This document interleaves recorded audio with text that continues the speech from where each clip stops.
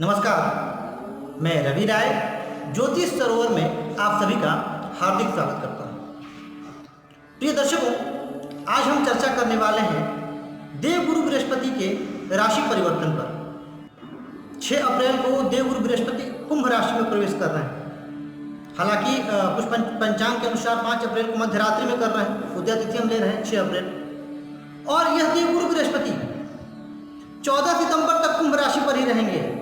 उसके बाद ये वक्री होंगे और मकर राशि में जाएंगे और फिर 20 नवंबर तक मकर राशि पर रहेंगे और 20 नवंबर के बाद पुनः कुंभ राशि पर आएंगे। यानी हम देख रहे हैं कि यह पूरा साल देवगुरु बृहस्पति पूरे साल कुंभ राशि पर नहीं रहने वाले हैं, कुछ समय के लिए वो मकर पर भी जाएंगे। एक तो ये बात होगी। दूसरी बात कि देवगुरु बृहस्पति सर्वाधिक शुभ ग्रह है और ये हमारे जीवन के मुख्य चीज़ों के नियंत्रण करता है, जैसे शिक्षा, पढ़ाई, शादी, धन। व्यक्ति शिक्षित नहीं होगा तो समाज में उसका सम्मान नहीं होगा। व्यक्ति के पास धन नहीं होगा तो भी उसका समाज में सम्मान नहीं होगा। यानी हम देख रहे हैं कि देवगुरु बृहस्पति कितने महत्वपूर्ण चीजों के कारक हैं। और आज की वीडियो में हम चर्चा करेंगे मेष राशि से लेकर के कन्या राशि तक के बारे में कि उन पर क्या फल जो है वो दृष्टिगोचर होगा।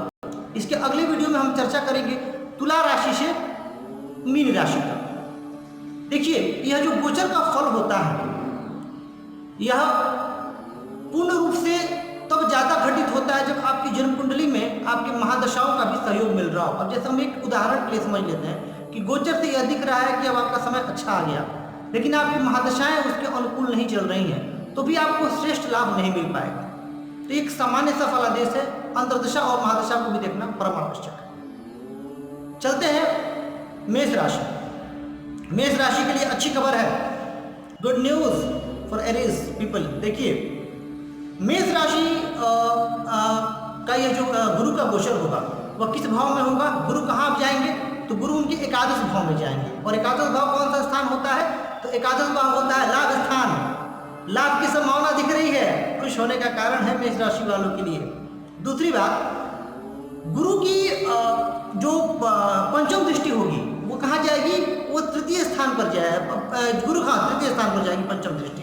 और जो गुरु की सप्तम दृष्टि है वह कहाँ जाएगी, वो पंचम स्थान पर जाएगी। और जो गुरु की नवम दृष्टि है वह जाएगी सप्तम स्थान पर। इससे इनके वैवाहिक जीवन में भी मधुरता आने की संभावना है। कोई नया व्यवसाय ये शुरू कर सकते हैं, इनके पराक्रम में अभिवृद्धि होगी। कुल मिला करके मेष राशि वाले जो जातक हैं उनका समय अच्छा आ रहा है, लेकिन यदि महादशा और अंतर्दशा उतनी अनुकूल नहीं है तब श्रेष्ठ लाभ नहीं मिलेगा, उसका भी ध्यान रखना है।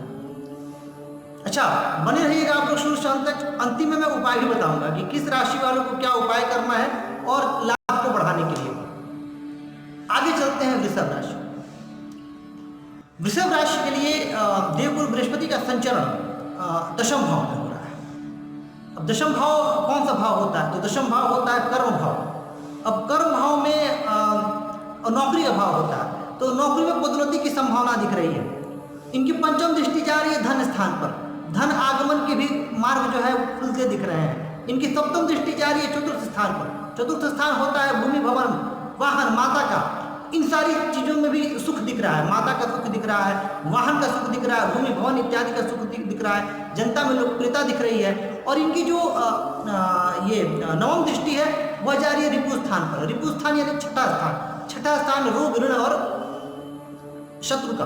तो रोग अगर कोई है आपको, उस रोग से आप रिकवर करेंगे। यदि आपका कोई शत्रु है तो आपके शत्रु आपको परेशान करना छोड़ देंगे या आप अपने शत्रुओं पर हावी रहेंगे।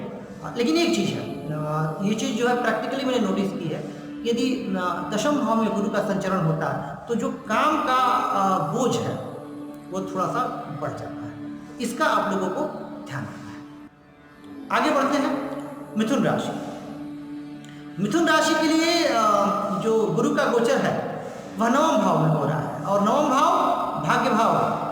और एक बात आपको बता दूं, पंचम भाव में और नवम भाव में गुरु सर्वाधिक कारक होते हैं। यानी गुरु यहाँ पे अब जो आ रहे हैं वो सर्वाधिक कारक अवस्था में है। लेकिन हमें राशि भी नहीं भूलना चाहिए। राशि शनि की है, तो शनि की राशि में होने की वजह से थोड़ा सा विलंब। अब भाग्य में है पर मिथुन राशि वालों को थोड़ा सा भाग्योदय हेतु विलंब दिख रहा है, लेकिन धर्म स्थान भी है ना 9, तो धर्म में अभिरुचि होगी, धार्मिक क्रियाकलापों के प्रति एक सहज जो है भावना विकसित होगी, जीवन का जो नजरिया होगा, जीवन का जो दृष्टिकोण होगा, वह दृष्टिकोण दार्शनिक दृष्टिकोण होगा।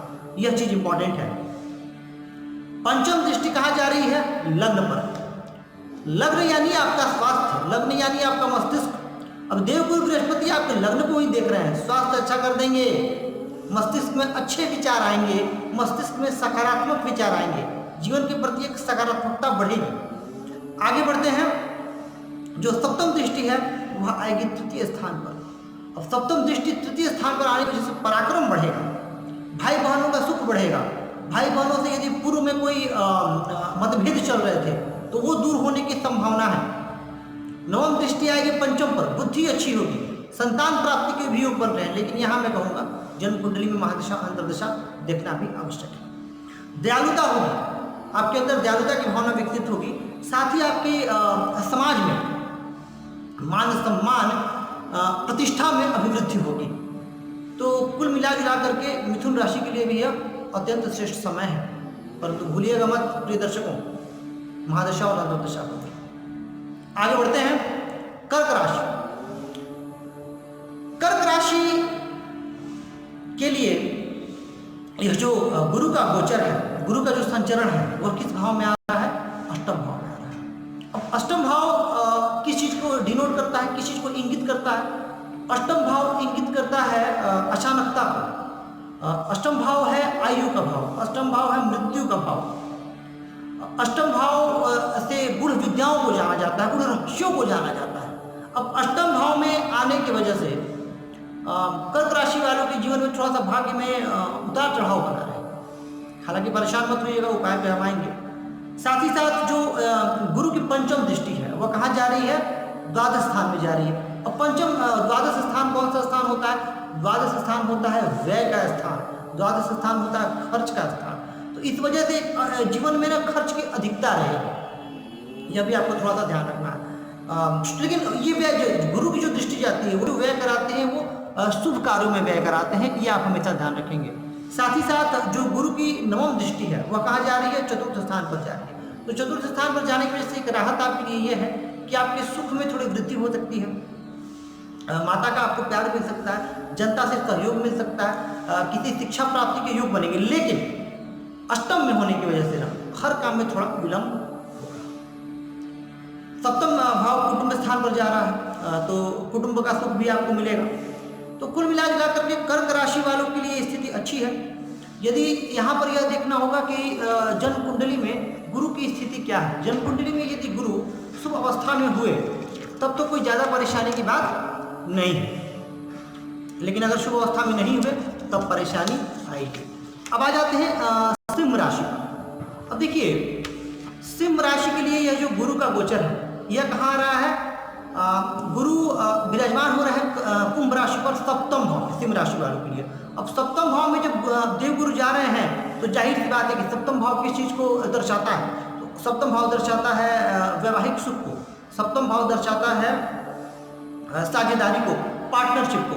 तो इन व्यक्तियों के नए व्यवसाय के योग बनेंगे, इन लोगों के लिए पार्टनरशिप के योग बनेंगे, इनके वैवाहिक जीवन में मधुरता आएगी, लाभ के योग दिखेंगे, इनको ससुराल से भी लाभ मिल सकता है, इनके पराक्रम में वृद्धि होगी। अच्छा, पराक्रम में क्यों वृद्धि होगी? क्योंकि गुरु की जो नवम दृष्टि है वह कहाँ जा रही है? वह जा रही है तृतीय स्थान में। और तृतीय स्थान किस चीज़ का स्थान होता है?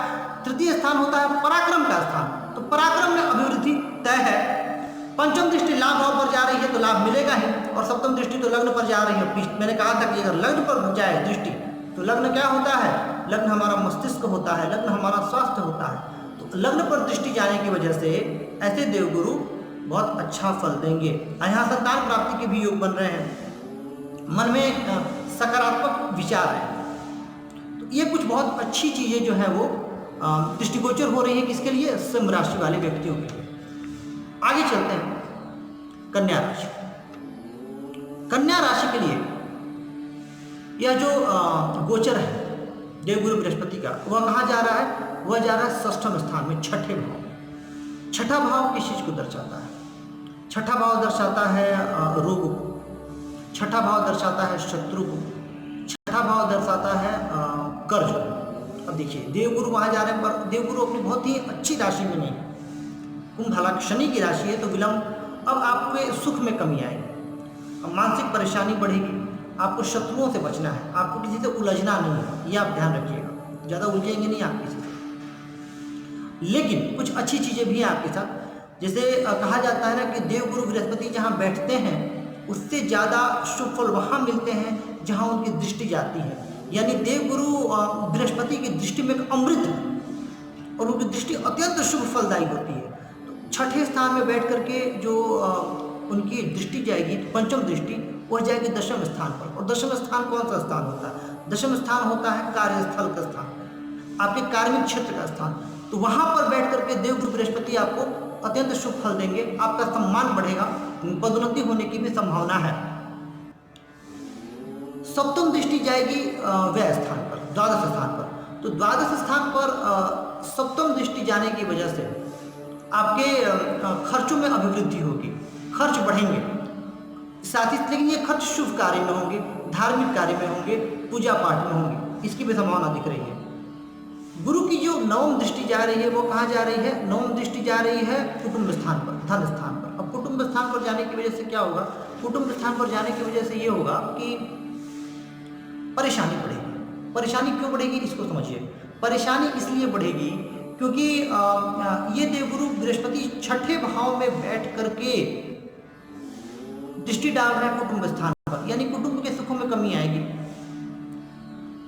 तो थोड़ा सा आपको ध्यान रखना, और ज़्यादा कमी इसलिए आएगी क्योंकि कुटुंब स्थान पे जो राशि पड़ रही है, कि मैंने कहा था दृष्टि अच्युत पर जो राशि वहाँ पड़ रही है कन्या राशि वालों के लिए वो शुक्र की राशि तुला राशि पड़ रही है। तुला राशि पढ़ने में से कोई बहुत गुरु और शुक्र में मित्रता ज़्यादा है नहीं, हालांकि शत्रुता भी उस तरीके का नहीं है जैसे बाकी ग्रहों का होता है, क्योंकि दोनों गुरु, शुक्र दैत्यों के गुरु हैं और बृहस्पति देव गुरु हैं। तो जब दो गुरुओं के बीच मनमुटाव होगा तो उसका स्तर भी उच्च स्तरीय होगा, इस बात का भी ध्यान रखना है।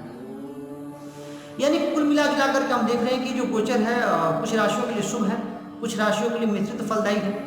लेकिन बार बार कहूँगा कि सिर्फ इसी को आधार ना बनाइएगा, ज्योतिष शास्त्र को हमें अच्छे से समझना है, उसकी गहराई में उसको समझने का हमें एक वैज्ञानिक दृष्टिकोण, एक वैज्ञानिक नजरिया, we should have a scientific approach for analysing it, for realising it and for understanding it. इसके लिए हमें इस अप्रोच को रखना है। अब देखिए मैंने क्या कहा था कि मैं कुछ उपाय लेकर के आऊँगा, और ये उपाय ऐसा नहीं कि किसी हर राशि के लिए अलग है, नहीं। देवगुरु बृहस्पति को यदि प्रसन्न करना है, और इसमें क्या होगा मैं आपको बताता हूँ। जिनका समय शुभ चल रहा है वो ये उपाय करके अपने शुभ समय में और शुभ समय को बढ़ा सकते हैं, और जिनका अशुभ जो गोचर उनको अशुभ फल देगा वो अशुभ फलों में कमी जो है उनको आएगी और शुभ फलों में अभिवृद्धि होगी। अब देखिए रत्न धारण करने की सलाह इसलिए नहीं दूंगा कि बिना ज्योतिषी से कंसल्ट किए आपको रत्न नहीं धारण करना चाहिए। रत्न यदि अमृत का काम कर सकता है तो रत्न विष का भी काम करता है। सबसे अच्छा 5 मुखी रुद्राक्ष, रुद्राक्ष पहनने में कोई दोष नहीं, 5 मुखी रुद्राक्ष पहन सकते हैं आप गुरु के शुभ फलों में वृद्धि के लिए। अपने माता पिता और गुरुजनों का खूब सम्मान करें। देखिए हमारे घर में ही चीज़ें मौजूद हैं, कुछ हमें बहुत बड़ा नहीं करना है, छोटी छोटी चीज़ें करके भी हम बड़ा लाभ ले सकते हैं। सिर्फ एक चीज़ की आवश्यकता होती है प्रिय दर्शकों, और वह आवश्यकता है कंसिस्टेंसी की, निरंतरता की। अगर ये आ गई तो मेरे कई लोगों को मैंने सिर्फ ये कहा कि मेरे उपायों में आप निरंतरता रखिए, फिर उसका कमाल देखिए, और उन्होंने किया और उनको लाभ मिल भी रहा है। तो इसी चीज का हमें ध्यान रखना है। 5 मुखी रुद्राक्ष, माता पिता और गुरुजनों का सम्मान, गुरुवार का व्रत रखें, और हो सके तो पीले वस्त्र पहने, तो भी आपको अत्यंत लाभ मिलेगा। केले के जड़ की पूजा करें, उससे भी आपको अत्यंत लाभ मिलेगा। तो ये तो कुछ बेसिक उपाय थे, और ये छोटे मोटे उपाय ही आपको करने हैं, आपको कुछ बहुत बड़ा उपाय नहीं करना है। ये छोटे मोटे उपाय करके भी आप अपने जीवन में लाभ ले सकते हैं। अच्छा, उसके लिए एक बृहद पूजा भी होती है, जो मैंने केले का जो आपको उपाय बताया, उसके लिए मैं कभी और वीडियो बनाऊंगा। तो केले के पौधे की जो जड़ होती है उसकी भी एक पूजा करनी होती है, उसके एक बृहद है, वो मैं कभी और वीडियो में आपको बताऊंगा कि उसको करना है। पर आप ये छोटे छोटे उपाय करके भी अपने जीवन में बहुत लाभ ले सकते हैं। तो प्रिय दर्शकों, मैं आशा करता हूं कि आपको यह कार्यक्रम अत्यंत पसंद आ रहा है और इसी तरह चैनल को लाइक, सब्सक्राइब और शेयर करके हमें अपना प्यार देते रहिए। नमस्कार।